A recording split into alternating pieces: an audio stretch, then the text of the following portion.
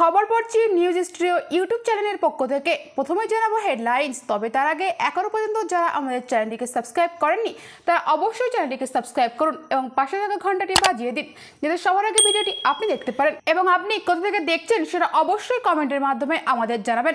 জানাবো এই মুহূর্তে বিশেষ সংবাদ। রাজ্যপাল সিপি আনন্দ বোসের মানহানি মামলা শুধু মুখ্যমন্ত্রী মমতার বিরুদ্ধে নয়, যুক্ত হয়েছে আরও তিনজনের নাম।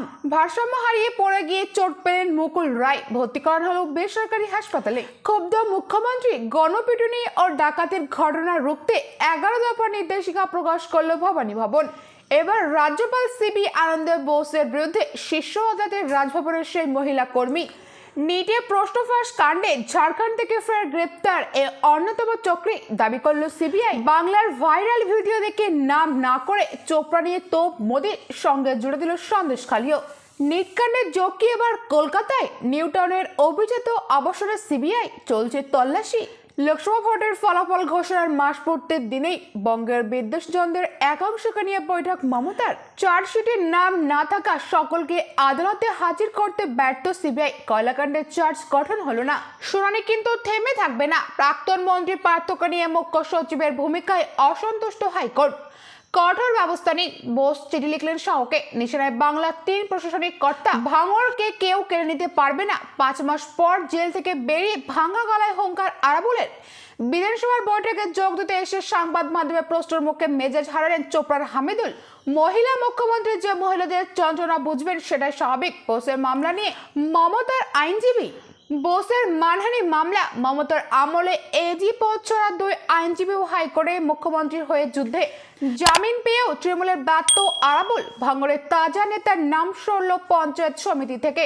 রাজভবনের সামনে 4 ঘন্টার ধর্নায় বসা যাবে। কোর্টের অনুমতি পেলেন শুভেন্দুরা। রাজ্য জানালো দিনক্ষণ। ছত্তিশগড়ের নারায়ণপুরে মাওবাদীদের ডেরায় হানা দিল যৌথ বাহিনী। গুলির লড়াইয়ে নিহত 5 জন। ইস্তফা দিলেন চম্পই সোরেন। 5 মাস পরে আবারও ঝাড়খণ্ডের কুর্সিতে ফিরতে চলেছেন হেমন্ত। বিরোধীদের লাগাতার আক্রমণের মধ্যেই মণিপুর নিয়ে অবশেষে রাজ্যসভায় মুখ খুললেন প্রধানমন্ত্রী। হাতরাসে পদপিষ্ট ঘটনার তদন্ত করুক সিবিআই। ইলাহাবাদ হাইকোর্টের দায়ের জনস্বার্থ মামলা। বিরোধী শূন্য রাজ্যসভায় চোপড়া নিয়ে বিরোধীদের আক্রমণ। মণিপুর নিয়েও জবাব দিল মোদী। দিনভর কি বিশেষ খবর আছে জানাবো বিস্তারিত। রাজ্যপাল সিপি আনন্দ বোস মুখ্যমন্ত্রী মমতা বন্দ্যোপাধ্যায়ের বিরুদ্ধে যে মানহানি মামলা করেছেন তার প্রথম শুনানি ছিল গতকাল বুধবার। আজ বৃহস্পতিবার আবারও সেই শুনানি। আগে বুধবার বিকেলে জানা গেল রাজ্যপাল মামলা শুধু মমতার বিরুদ্ধে নয়, ওই তালিকায় যুক্ত হয়েছে আরও 3 জনের নাম। 2 হবু বিধায়ক শান্তিকা বন্দ্যোপাধ্যায় এবং রায়াত হোসেন সরকার এবং তৃণমূল নেতা কুণাল ঘোষকেও এই মামলায় যুক্ত করা হয়েছে রাজ্যপালের তরফে। রাজভবন সূত্রে জানা গিয়েছে, বিধানসভা উপনির্বাচনের 2 জয়ী প্রার্থী শপথ গ্রহণ সংক্রান্ত বিষয় নিয়ে যা মন্তব্য করেছেন তার প্রেক্ষিতে তাদের যুক্ত করা হয়েছে। কিন্তু কুণাল কেন? রাজ্যপালের আইনজীবী ধীরাজ দ্বিবেদী বলছেন, সংবাদ সংস্থা এএনআইকে দেওয়া সাক্ষাৎকারে কুণাল রাজ্যপাল সম্পর্কে যে মন্তব্য করেছিলেন তার জন্য তাকেও এই মামলায় যুক্ত করা হয়েছে। এ প্রসঙ্গে কুণাল ঘোষ বলছেন, শুনেছি উনি মামলায় আমার নাম যুক্ত করছেন, আইনত যা করার করব। বুধবারের শুনানির পর বিচারপতি কৃষ্ণা রাও নির্দেশ দিয়েছেন, রাজ্যপাল বোস সম্পর্কে মুখ্যমন্ত্রী মমতা মন্তব্য যে সব সংবাদ মাধ্যমে প্রকাশিত হয়েছে সেগুলিকেও এই মামলায় যুক্ত করতে হবে। আজ বৃহস্পতিবার মামলার শুনানি রয়েছে। সূত্রের খবর, আজ বৃহস্পতিবারের শুনানিতে কলকাতা হাইকোর্টের বিচারপতি কৃষ্ণা রাওয়ের এজলাসে উপস্থিত থাকবেন নতুন করে নাম যুক্ত হওয়া 3 জনের আইনজীবীও। সায়ন্তিকা রায়দের শপথ জট নিয়ে গত শুক্রবার কুণাল রাজ্যপালের উদ্দেশ্যে কার্যত হুঁশিয়ারি দিয়েছেন। সংবাদ সংস্থা এএনআইকে বলেছিলেন, সোমবার বেলা 3টার মধ্যে আমাদের বিধায়কের যদি শপথ না নিতে পারেন তাহলে মঙ্গলবার থেকে প্রকাশ্যে আসতে শুরু করবে দিল্লির তাজ প্যালেসে হোটেলে অজানা ঘটনা। কুণাল সেসব ঘটনা নিয়ে সেদিন বিস্তারিত কিছু বলেননি, তবে সেই ঘটনার সঙ্গে রাজ্যপালের যোগ থাকার ইঙ্গিত দিয়েছিলেন। যদিও সোমবার সময়সীমা পেরিয়ে যাওয়ার পরও কুণাল ইঙ্গিত দিয়েছিলেন শপথ জটিলতা কাটতে পারে। তৃণমূল সূত্রে জানা গিয়েছে, শপথ নিয়ে তৈরি হওয়ার জটিলতা কাটাতে কুণাল রাজভবনের সঙ্গে সমন্বয় করছেন। তবে বুধবার পরিস্থিতি অন্যদিকে মোড় নিল বলেই মনে করছেন রাজনৈতিক মহলের অনেকেই।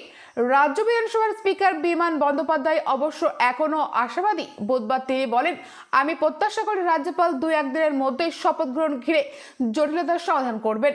সম্প্রতি নবান্নে একটি সরকারি বৈঠক থেকে রাজ্যপালকে আক্রমণ করেছিল মমতা।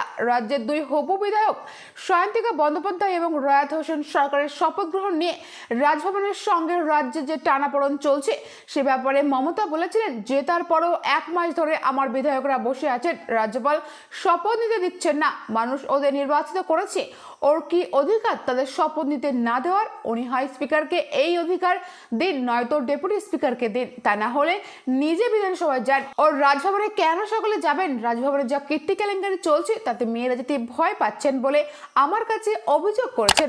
রাজ্যে একের পর এক গণপিটুনির ঘটনায় পুলিশের একাংশের ভূমিকা নিয়ে অসন্তোষ প্রকাশ করছিলেন মুখ্যমন্ত্রী মমতা বন্দ্যোপাধ্যায়। নবান্ন সূত্রের খবর, ধারাবাহিকভাবে এমন ঘটনা ঘটে চললেও গোয়েন্দারা কেন আগে থেকে সেই খবর জানতে পারছেন না তা নিয়ে প্রশ্ন তুলেছিলেন তিনি। সেই সঙ্গে সম্প্রতিকালে রাজ্যে বিভিন্ন জায়গায় ডাকাতি ঘটনা নিয়ে উদ্বিগ্ন বেড়েছে পুলিশ। এই পরিস্থিতিতে গণপিটুনি ও ডাকাতির ঘটনা রুখতে পুলিশের জন্য নির্দেশিকা জারি করল ভবানী ভবন। গত মঙ্গলবার রাজ্যের আইন শৃঙ্খলা পরিস্থিতি নিয়ে উচ্চপদস্থ পুলিশ কর্তাদের সঙ্গে বৈঠক করেছিলেন মুখ্যমন্ত্রী। সূত্রের খবর, সেই বৈঠকে গণপিটুনি আটকাতে ব্যর্থ হওয়া পুলিশকে তিরস্কার করেছিলেন তিনি। সতর্ক করে দিয়ে বলেছিলেন, এই ধরনের ঘটনা কোনোভাবে বরদাস্ত করা হবে না। পুলিশকে চোখ কান খোলা রাখতে হবে, পুলিশের নজরদারি আরো বাড়াতে হবে, এলাকায় এলাকায় পুলিশকে সোর্স তৈরি করতে হবে, খবর পাওয়া মাত্রই পুলিশকে ব্যবস্থা নিতে হবে। তার প্রেক্ষিতে ভবানী ভবন থেকে জারি করা হলো 11 দফার নির্দেশিকা। গত কয়েক সপ্তাহের রাজ্যে গণপিটুনির ঘটনা বেড়ে গিয়েছে। এ ব্যাপারে কিছু স্পষ্ট নির্দেশিকা দেওয়া হলো। সকল পুলিশ অফিসারকে সে ব্যাপারে অবগত করতে হবে।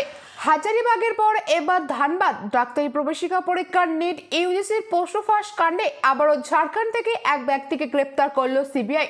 ধৃত ব্যক্তি প্রশ্ন গুজরাটে গোধারার একটি বেসরকারি শিক্ষা প্রতিষ্ঠানের মালিক এবং প্রশ্ন ফাঁসের অন্যতম চক্রী বলে জানিয়েছে সিবিআই। এই নিয়ে নিটের প্রশ্ন ফাঁসের মামলায় মোট 8 জনকে গ্রেপ্তার করল সিবিআই। এর আগে গত 29 জুন হাজারিবাগ থেকে এক হিন্দি দৈনিকের সাংবাদিককে গ্রেপ্তার করা হয়েছিল। নিটের প্রশ্ন ফাঁসে মোট গ্রেপ্তারির সংখ্যা অবশ্য ইতিমধ্যে 30 জন ছাড়িয়ে গিয়েছে। তাদের মধ্যে রয়েছেন উত্তর 24 পরগনার মধ্যমগ্রামের এক ছাপাখানার মালিক সহ বাংলার 2 জন। গত রবিবার প্রশ্ন ফাঁস কাণ্ডে গুজরাটের পঞ্চমহল জেলার একটি বেসরকারি স্কুলের মালিক দীক্ষিত প্যাটেলকে গ্রেপ্তার করেছিল সিবিআই। তার সঙ্গে ধানবাদ ধৃত আমন সিং এর যোগাযোগ ছিল বলে তদন্তকারী সংস্থার দাবি। সিবিআই সূত্রের খবর, কোন কোন রাজ্যে কোন কোন পরীক্ষায় প্রশ্নপত্র ফাঁস করে এই চক্র তা তারা খতিয়ে দেখবেন। নিউ টাউনের এক অভিজাত আবাসনে হাজির হয়েছে সিবিআইয়ের একটি দল। গতকাল বুধবার ওই আবাসনে একটি ফ্ল্যাটে যায় তারা। দলটির সঙ্গে রয়েছে কেন্দ্রীয় বাহিনী। সূত্রের খবর, যে ফ্ল্যাটে সিবিআই দলটি গিয়েছে সেটি অমিত কুমার নামে এক ব্যক্তি। যদিও ফ্ল্যাটটি তালাবন্ধ ছিল, সেই তালা ভাঙতে সিবিআই আধিকারিকরা একজন চাবিওয়ালাকে নিয়ে গিয়েছিলেন। তাহলে কি নিট কাণ্ডের তদন্ত চলতেই নিউ টাউনে হাজির হয়েছে কেন্দ্রীয় তদন্তকারী দলটি? যদিও সিবিআই সূত্রে কোনো কিছু জানা যায়নি।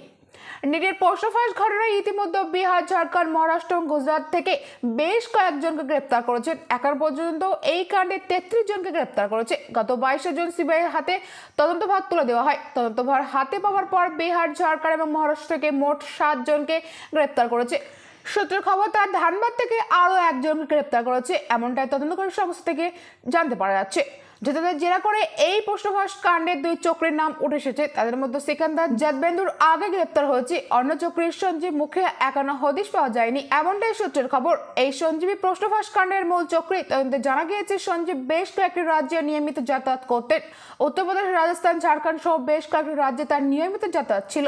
চার্জশিট জমা দিয়ে দেওয়া হয়েছিল, কিন্তু চার্জশিটের নাম না থাকায় সকলকে আদালতে হাজির করাতে পারেননি সিবিআই। তাই গতকাল বুধবার চার্জ গঠন হলো না কয়লা মামলার। আসানসোল সিবিআইয়ের বিশেষ আদালত জানালো, আগামী 9 আগস্টের মধ্যে চার্জশিটের নাম থাকা 48 জনকে হাজির করতে হবে। গতকাল বুধবার কয়লাকাণ্ডে চার্জ গঠনের কথা ছিল বিশেষ আদালতে, সেই অনুযায়ী শুনানি শুরু হয়। কিন্তু চার্জশিটের নাম রয়েছে এমন 35 জনের মধ্যে 2 অভিযুক্ত বুধবার আদালতে হাজির ছিলেন না। চার্জ গঠনের নিয়ম হলো চার্জশিটে যাদের নাম থাকবে তাদের সকলকেই চার্জ গঠনের দিন হাজির করতে হবে আদালতে। কিন্তু কয়লা মামলার অন্যতম অভিযুক্ত বিনয় মিশ্র এখনো পর্যন্ত সিবিআই ধরাছোঁয়ার বাইরে। তার নামের আগে থেকেই লুকআউট নোটিশ জারি রয়েছে। গুরুপদ মাঝি নামে এক অভিযুক্ত এখনো ইডির দায়ের করা মামলায় তিহার জেলে রয়েছে। ওই দুজনকে বাদ দিলে বাকি 48 জনকে চার্জ গঠনের দিন আগামী 9 আগস্ট আদালতে হাজির করতে হবে বলে নির্দেশ দিলেন বিচারক। অন্যদিকে চার্জশিটের নাম থাকার সত্ত্বেও তারকেশ্বর রায় এবং মোহাম্মদ সাকিলের নামে এখনো গ্রেপ্তারি পরোয়ানা জারি হয়নি। সিবিআই তাদের গ্রেপ্তার করার চেষ্টাও করেনি, কেবলমাত্র হাজিরা দেওয়ার নোটিশ দেওয়া হয়েছিল।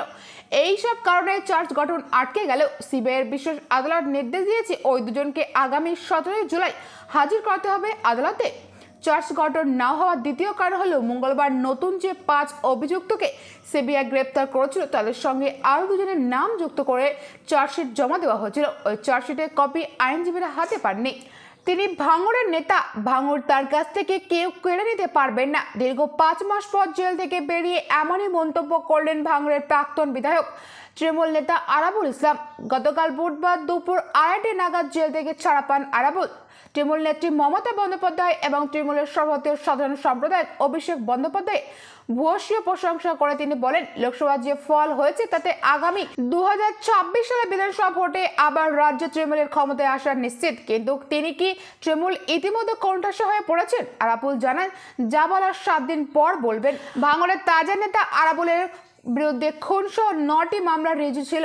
ভাঙড়ের তাজা নেতা আরাবুলের বিরুদ্ধে খুনসহ 9টি মামলা রুজু হয়েছিল। গত 8 ফেব্রুয়ারি তাকে গ্রেপ্তার করেছিল উত্তর কাশীপুর থানা পুলিশ। তারপর পোলেরহাট ভাঙড় থানা এলাকায় বেশ কয়েকটি ঘটনায় যুক্ত থাকার অভিযোগে নাম জড়ায় পঞ্চায়েত সমিতির সভাপতির। জিজ্ঞাসাবাদের জন্য একাধিকবার তাকে নিজেদের হেফাজতে নিয়েছে পুলিশ। পাল্টা পুলিশের বিরুদ্ধে অতি সক্রিয়তার অভিযোগ তুলে হাইকোর্টের দ্বারস্থ হন আরাবুল। অবশেষে হাইকোর্টে তার জামিন মঞ্জুর করার পর গতকাল বুধবার বারুইপুর সংশোধনাগার থেকে মুক্তি পান আরাবুল। সংশোধনাগারের সামনে অনুগামীদের ভিড় থেকে উঠে আসে জিন্দাবাদ স্লোগান। ফুলের মালা গলায় পরে হাসি রেখা ফুটে ওঠে তাজা নেতার মুখে। অনুগামীদের দেখে আবেগতাড়িত হয়ে পড়েন আরাবুল। কান্নায় চেপে তিনি জানান, আমি সুস্থ হলে ভাঙড়ের মিডিয়াকে ডেকে সব কথা বলবো। পরোক্ষ নেতার সংযোজন কেউ ভাঙড় কেড়ে নিতে পারবে না। প্রশাসনের অনেক ব্যাপার আছে, কেউ কাউকে হটিয়ে দিতে পারেন না। আমি নির্বাচিত প্রতিনিধি, পঞ্চায়েতের সদস্যরা আমায় ভোট দিয়েছে। টোটাল বিষয়ে আমি 1 সপ্তাহ পরে কথা বলবো। এই ছিল বিশেষ বিশেষ সংবাদ। পরবর্তী বিস্তারিত খবর পেতে আমাদের চ্যানেলটিকে সাবস্ক্রাইব করুন এবং পাশে থাকা ঘন্টাটি বাজিয়ে দিন যাতে সবার আগে ভিডিওটি আপনি দেখতে পারেন। ভিডিওটি ভালো লাগলে অবশ্যই লাইক কমেন্ট শেয়ার করবেন। Thank you friends, thank you for watching.